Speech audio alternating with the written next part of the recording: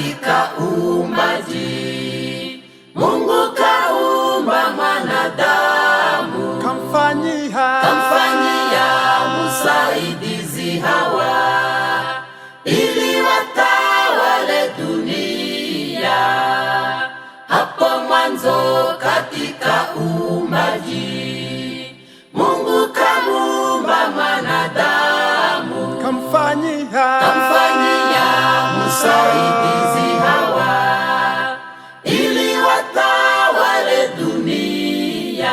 Mungu kawaweka Edeni kwenye raha pia amani. Hapo Bwana kawaagiza waishi bila kutengana, wasile matunda ya mti, hujulisha mema mabaya. Ndipo punde Hawa kamwacha Adamu, kazurura humo Edeni, kashawishiwa kachuma matunda ya mti waliokatazwa. Ndipo punde Hawa kamwacha Adamu, kazurura humo Edeni, kashawishiwa kachuma matunda ya mti waliokatazwa. akarudia na vikwazo, kamwangusha na mume wake. ndipo dhambi kasababisha upungufu wa muda mrefu.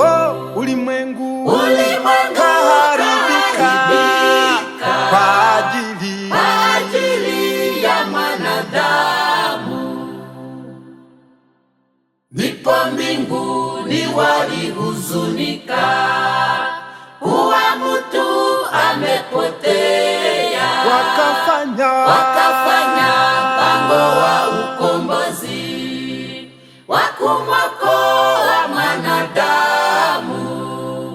Ndipo mbinguni walihuzunika kuwa mtu amepotea, wakafanya mpango wa ukombozi wa kumwokoa mwanadamu. ndipo Yesu alijitoa kutufilia msalabani kwa ajili ya dhambi zetu. Bwana Yesu kasulubiwa. asifiwe Yesu Mwokozi, kwa kutuokoa dhambini. asifiwe Yesu Mwokozi, kwa kutuokoa dhambini. asifiwe Yesu Mwokozi, kwa kutuokoa